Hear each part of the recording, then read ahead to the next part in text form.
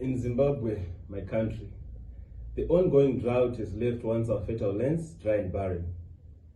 Crops are failing, rivers are drying up, with even the majestic Zambezi River drying up, which feeds to the Lake Kariba, which provide electricity to Zimbabwe and Zambia. Our families are struggling to find enough food and water. Women and children in particular are walking long distances in search of water, only to return barely enough to survive. This drought is not just a natural disaster. It is a direct result of climate change, a crisis in which Zimbabwe did not create. But now we are paying the price. According to United Nations, 7.6 million Zimbabweans are at the risk of acute hunger by the year end.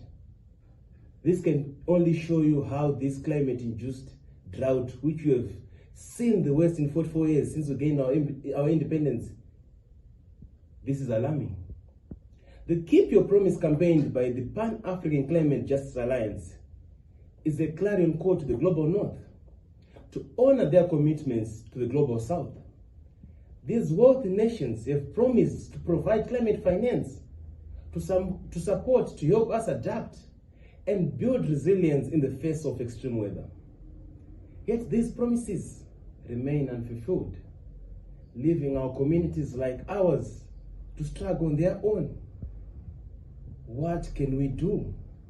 It's time for real action, because without this, millions of lives, including those of Zimbabweans, hanging in balance.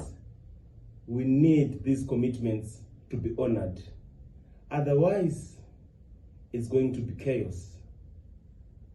Keep your promise. The time is now. As we head to COP29 in Baku, Azerbaijan, we are calling this Climate Finance COP to make sure that these promises are honored by the Global North. Asante sana, merci beaucoup.